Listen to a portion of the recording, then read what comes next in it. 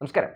നമ്മുടെ നാടിനൊരു ദുരന്തം സംഭവിക്കുമ്പോൾ അല്ലെങ്കിൽ നമ്മുടെ നാട്ടിലൊരു ദുരന്തം ഉണ്ടാകുമ്പോഴാണ് ആരൊക്കെ നമുക്കൊപ്പം നിൽക്കും എന്ന് നമുക്ക് പലപ്പോഴും മനസ്സിലാകാറുള്ളത്. എന്നൊക്കെ നമ്മുടെ നാട്ടിൽ ദുരന്തങ്ങൾ ഉണ്ടായിട്ടുണ്ടോ, ദുരന്തങ്ങൾ സംഭവിച്ചിട്ടുണ്ടോ, അപ്പോഴൊക്കെ ഈ നാടിനൊപ്പം നിന്ന ചരിത്രമാണ് ഈ LDF സർക്കാരിനുള്ളത്. പലപ്പോഴും ആ ദുരന്തത്തിൽ എങ്ങനെ മുതലെടുപ്പ് രാഷ്ട്രീയം കളിക്കാം എന്ന് പയറ്റുന്ന പ്രതിപക്ഷത്തെയാണ് നമ്മൾ കണ്ടിട്ടുള്ളത്. ഇപ്പോൾ തന്നെ ആമയിഴഞ്ചാൻ തോട്ടിലുണ്ടായ ദുരന്തം, ആ മാലിന്യ കൂമ്പാരത്തിലേക്ക് പോയ ജോയിയെ തിരയുന്നതിന് വേണ്ടി സർക്കാർ സംവിധാനങ്ങൾ മുഴുവൻ ഇറങ്ങി പ്രവർത്തിച്ച കാഴ്ച നമ്മൾ കണ്ടതാണ്. പക്ഷേ നമ്മളെയൊക്കെ സങ്കടക്കയത്തിലാഴ്ത്തി എല്ലാവരുടെ പ്രാർത്ഥനയും വിഫലമാക്കി ജോയി നമ്മളെ വിട്ടു പോയി. ഏറെ സങ്കടമുള്ളൊരു കാര്യം തന്നെയാണ്. ആ വിഷയങ്ങളിലേക്കൊക്കെ വരും മുമ്പ് നമുക്ക് ആദ്യം തന്നെ നമ്മുടെ മുഖ്യമന്ത്രിയും പ്രതിപക്ഷ നേതാവും ഇത്തരത്തിലുള്ള ദുരന്തങ്ങൾ സംഭവിക്കുമ്പോൾ എങ്ങനെയാണ് അതിൽ ഇടപെടലുകൾ നടത്തുന്നത്, എങ്ങനെയാണ് അവർ ജനങ്ങൾക്കൊപ്പം നിൽക്കുന്നത് എന്ന് നമുക്കൊന്ന് പരിശോധിക്കാം. ആദ്യം മുഖ്യമന്ത്രി ഈ ജോയിയുടെ മരണവുമായി ബന്ധപ്പെട്ട് ഇന്ന് പോസ്റ്റ് ചെയ്തിരിക്കുന്ന ആ ഫേസ്ബുക്ക് പോസ്റ്റ് ആദ്യം തന്നെ നമുക്കൊന്ന് വിശകലനം ചെയ്യാം. ആ പോസ്റ്റ് തുടങ്ങുന്നത് ഇങ്ങനെയാണ്: ആമയിഴഞ്ചാൻ തോട് വൃത്തിയാക്കുന്നതിനിടെ ഒഴുക്കിൽപ്പെട്ട് കാണാതായ ജോയിയുടെ മരണവാർത്ത ഏറെ ദുഃഖകരമാണ്. ശനിയാഴ്ച കാണാതായ ജോയിയുടെ മൃതദേഹം ഇന്ന് രാവിലെയാണ് തകരപ്പറമ്പ് വഞ്ചിയൂർ ഭാഗത്ത് നിന്ന് കണ്ടെത്തിയത്. ജോയിയുടെ ദാരുണമായ മരണത്തിൽ അതീവ ദുഃഖവും അനുശോചനവും രേഖപ്പെടുത്തുന്നു. കുടുംബാംഗങ്ങളുടെ ദുഃഖത്തിൽ പങ്കുചേരുന്നു. ജോയിയെ കണ്ടെത്താൻ 46 മണിക്കൂർ നീണ്ട തുടർച്ചയായ രക്ഷാപ്രവർത്തനമാണ് നടന്നത്. വിവിധ വകുപ്പുകളെ ഏകോപിപ്പിച്ചുകൊണ്ടായിരുന്നു രക്ഷാപ്രവർത്തനം. എല്ലാ സർക്കാർ സംവിധാനങ്ങളും ഏകോപിതമായി പ്രവർത്തനം ഏറ്റെടുക്കുകയും മനുഷ്യസാധ്യമായ എല്ലാ നടപടികളും ഉറപ്പാക്കുകയും ചെയ്തു. റോബോട്ടിക്സ് ഉൾപ്പെടെയുള്ള സാങ്കേതിക വിദ്യ സഹായവും ഉറപ്പാക്കി.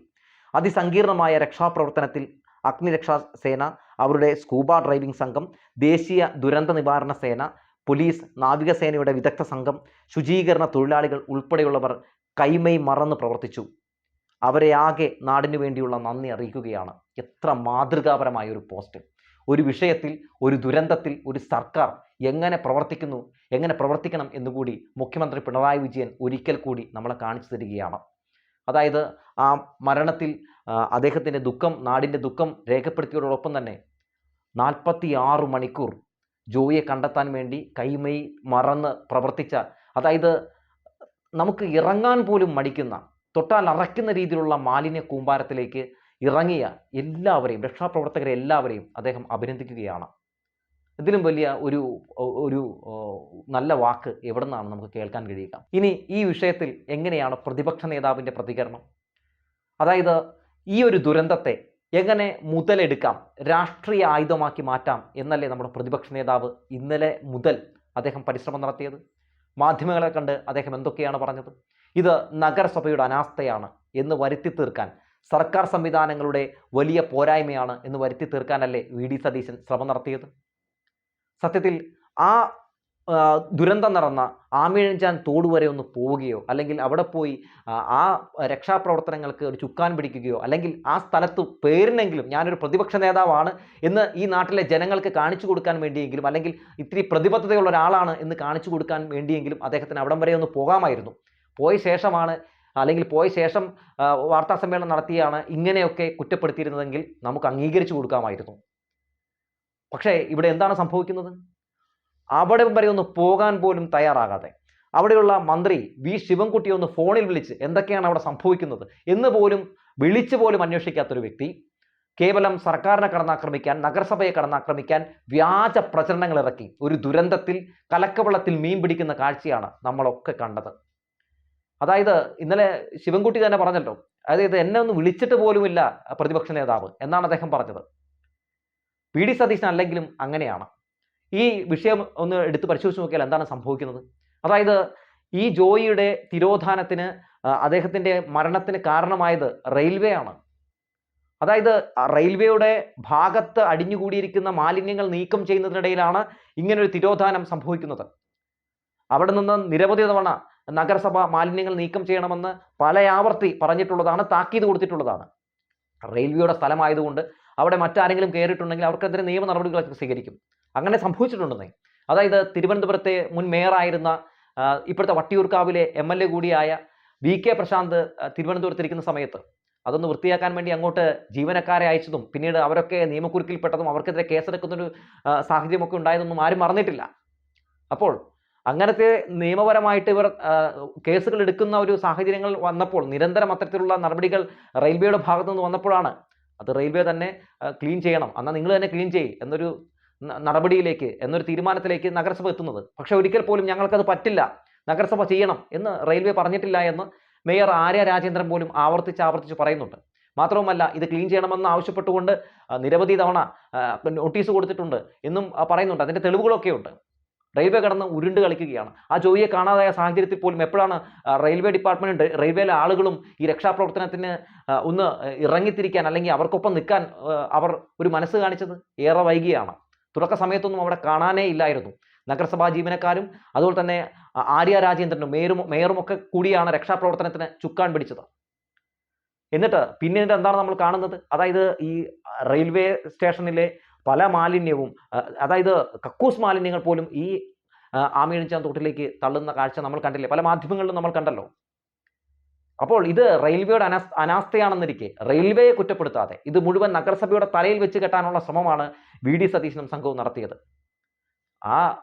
അദ്ദേഹത്തെ കണ്ടെത്താനുള്ള ശ്രമങ്ങൾ കഴിഞ്ഞ ശേഷം മതിയായിരുന്നില്ല ഇത്തരത്തിലുള്ള സർക്കാരിനെ കടന്നാക്രമിക്കാനുള്ള വ്യാജ പ്രചരണങ്ങൾ എന്ന് വി ഡി സതീശനോട് പലർക്കും ചോദിക്കാൻ തോന്നുമെങ്കിലും അദ്ദേഹം അങ്ങനെയാണ്. നമുക്കറിയാമല്ലോ, പല ദുരന്തങ്ങളിലും ഇത്തരത്തിൽ മുതലെടുപ്പ് രാഷ്ട്രീയം കളിച്ച് എങ്ങനെയെങ്കിലും ആ മുഖ്യമന്ത്രി കസേര തട്ടിയെടുക്കാനുള്ള ശ്രമം എപ്പോഴും അദ്ദേഹം നടത്തിയിട്ടുണ്ട്. അദ്ദേഹത്തിൻ്റെ ഭാഗത്ത് നിന്ന് നമ്മൾ അങ്ങനെ കണ്ടിട്ടുണ്ട്. ഇന്നും മാധ്യമങ്ങളെ കണ്ട് അതുപോലെ തന്നെ പല പരിഹാസകരമായിട്ടുള്ള പല വിമർശനങ്ങളും ഉന്നയിക്കുന്ന സാഹചര്യം ഉണ്ടായി.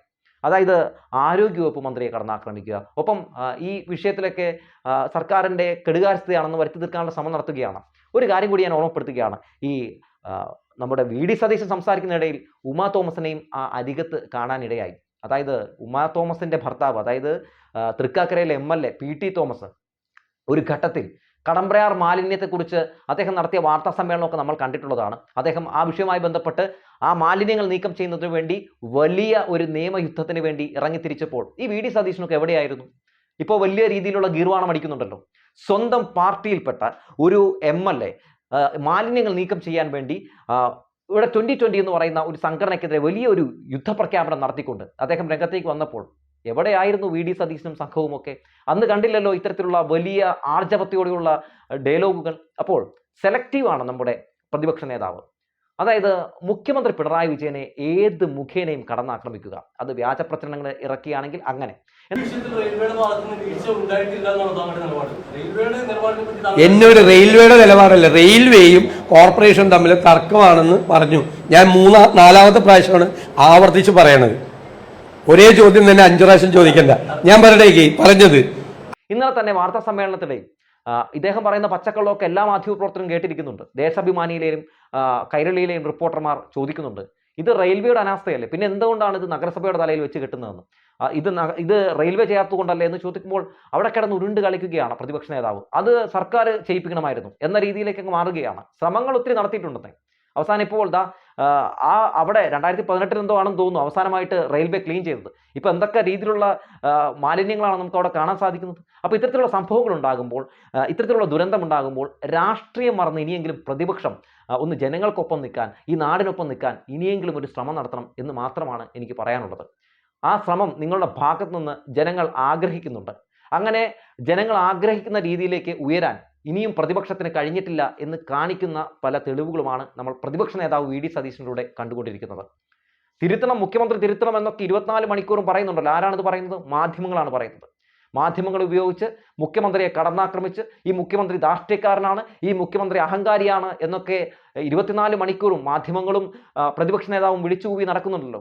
ആ മുഖ്യമന്ത്രിയുടെ ധാർഷ്ട്യമാണ് നമ്മളിപ്പോൾ കണ്ടുകൊണ്ടിരിക്കുന്നത്. ഇത്തരം സംഭവങ്ങളിലൊക്കെ അദ്ദേഹം നിലയുറച്ച് സാധാരണക്കാർക്കൊപ്പം നിൽക്കുന്നതിന് നിങ്ങൾ ധാർഷ്ട്യമെന്നാണ് പറയുന്നതെങ്കിൽ, ഇത്തരം സംഭവങ്ങൾ ഉണ്ടാകുമ്പോൾ സംസ്ഥാനത്തിൻ്റെ മുഴുവൻ രക്ഷാപ്രവർത്തനത്തിന് സജ്ജമായ എല്ലാ സന്നാഹങ്ങളും ഒരിടത്ത് നിലയുറപ്പിച്ചുകൊണ്ട് ആ വിഷയത്തിൽ വലിയ രീതിയിൽ ദ്രുതഗതിയിലുള്ള നടപടികൾ ഉണ്ടാക്കുന്നതിന് വേണ്ടി പ്രവർത്തിക്കുന്നതിന് നിങ്ങൾ ധാർഷ്ട്യമെന്നാണ് പറയുന്നതെങ്കിൽ ആ ധാർഷ്ട്യം നല്ലതാണെന്നേ. ആ ധാർഷ്ട്യത്തെ ജനങ്ങൾ കയ്യടിച്ച് സ്വീകരിക്കുന്നു. ആദ്യം തന്നെ പ്രതിപക്ഷ നേതാവ് ഒന്ന് സ്വയം താൻ ഇത്തരം പ്രവർത്തനങ്ങളിൽ എങ്ങനെയാണ് ഇടപെടുന്നതെന്ന് ഒന്ന് വിലയിരുത്തി നോക്ക്. എന്തായാലും കോൺഗ്രസിനകത്ത് നിന്ന് പോലും ഇദ്ദേഹത്തിൻ്റെ ഈ ദുരന്ത സമയത്തിലുള്ള മീൻപിടുത്തത്തിൽ പല വിമർശനങ്ങളൊക്കെ പല വട്ടം ഉയർന്ന് നമ്മൾ കേട്ടിട്ടുള്ളതാണ്. എന്തായാലും പ്രതിപക്ഷ നേതാവിൻ്റെ ഭാഗത്തുനിന്നുണ്ടായത് തീർത്തും അപലപനീയമായ ഒരു കാര്യമാണെന്ന് നമുക്ക് ഉറപ്പിച്ചു തന്നെ പറയാൻ കഴിയും. അങ്ങനെ ഒരു രീതിയിലുള്ള ഇടപെടലായിരുന്നില്ല പ്രതിപക്ഷ നേതാവിൽ നിന്ന് നമ്മൾ പ്രതീക്ഷിച്ചിരുന്നത്. അതായത് ഇപ്പോൾ നമുക്ക് ജോയിയെ കണ്ടെത്തി, അല്ലെങ്കിൽ ജോയിയുടെ മൃതദേഹം കണ്ടെത്തി, അതിനുശേഷമൊക്കെയാണ് ഇത്തരത്തിലുള്ള വിമർശനങ്ങൾ ഉന്നയിക്കുന്നതെങ്കിൽ അതിൽ പിന്നെ നമുക്ക് അങ്ങനെയെങ്കിലും പറയാം. പക്ഷേ ഈ ഒരു ദുരന്ത സമയത്ത് എല്ലാവരും വലിയ പ്രാർത്ഥനയോടെ നിൽക്കുന്ന സമയത്ത്, എല്ലാവരും ഇത്തരത്തിൽ ജോയിക്ക് വേണ്ടിയുള്ള തിരച്ചിലിൽ ഊർജിതമായി നിൽക്കുന്ന സമയത്ത് ഇത്തരത്തിലുള്ള ഒരു ഇടപെടൽ അത് മോശമാണ്. മാധ്യമങ്ങളുടെ ഭാഗത്തുനിന്നുണ്ടായി ഇത്തരത്തിലുള്ള നീക്കങ്ങൾ. ഇതിൻ്റെ പേരിൽ അന്തിച്ചർച്ച വരെ നടത്തി, നഗരസഭയെ കടന്നാക്രമിക്കാൻ വേണ്ടി നടത്തിയ പ്രഹസനങ്ങളൊന്നും നമ്മൾ മറന്നിട്ടില്ല. അവസാനം റെയിൽവേയുടെ ഭാഗത്താണ് തെറ്റെന്ന് മനസ്സിലായപ്പോൾ നിന്ന നിപ്പിന് ഓന്തിൻ്റെ നിറം മാറും പോലെ മാറിയ പല മാധ്യമങ്ങളെയും നമുക്കറിയാം. അന്തിച്ചർച്ച കണ്ട എല്ലാവർക്കും തന്നെ അറിയാവുന്ന ഒരു കാര്യമാണല്ലോ. എന്തായാലും ഈ വിഷയവുമായി ബന്ധപ്പെട്ട് ഇപ്പോൾ ഉണ്ടായിരിക്കുന്ന ഈ ഒരു മരണം അത് നമുക്ക് വല്ലാതെ വേദന ജനിപ്പിക്കുന്ന ഒന്നാണ്. ഒപ്പം നമ്മുടെ കയ്യിൽ കിട്ടുന്ന, നമ്മൾ കഴിക്കുന്ന ഭക്ഷണത്തിൻ്റെയൊക്കെ മാലിന്യങ്ങൾ ഇങ്ങനെ അവിടെ ഇവിടെയൊക്കെ വലിച്ചെറിയുന്നവർ ഒന്ന് ആലോചിക്കണം. ഒന്ന് നിങ്ങളുടെ മനസാക്ഷിയോട് തന്നെ ചോദിക്കണം, നിങ്ങൾ ചെയ്യുന്നത് ശരിയാണോ എന്ന്. ഇന്നലെ തന്നെ നമ്മൾ കണ്ടില്ലേ, ആ രക്ഷാപ്രവർത്തകർ എത്ര മലിനമായ ജലത്തിലേക്കാണ് ഇറങ്ങിത്തിരിച്ചത്. അവരെ അങ്ങനെ ആ ഒരു മലിന ജലത്തിലേക്ക് ഇറക്കി വിട്ടത് ആരാണ്? നമ്മളൊക്കെ തന്നെയാണ്. അതുകൊണ്ട് ഈ നാട്ടിലെ മാലിന്യങ്ങൾ നീക്കാൻ, മാലിന്യ നിർമ്മാർജ്ജനം നടത്താൻ നമുക്കെല്ലാവർക്കും ഈ പറയുന്നത് പോലെ ബാധ്യതയുണ്ട്. സർക്കാരിൻ്റെ തലയിലോ അല്ലെങ്കിൽ മറ്റ് ഏതെങ്കിലും സംവിധാനത്തിൻ്റെ തലയിലോ ഒന്നും വെച്ച് കെട്ടിയുകൊണ്ട് നമുക്കതിൽ നിന്ന് രക്ഷ നേടാൻ, അല്ലെങ്കിൽ നമുക്കതിൽ നിന്നൊന്നും കൈ കഴുകി പോകാൻ പറ്റില്ല എന്ന് പറഞ്ഞു വെക്കുകയാണ്. അതുകൊണ്ട് ഇത് നമ്മുടെ എല്ലാവരുടെയും കൂടി കർത്തവ്യമാണ്.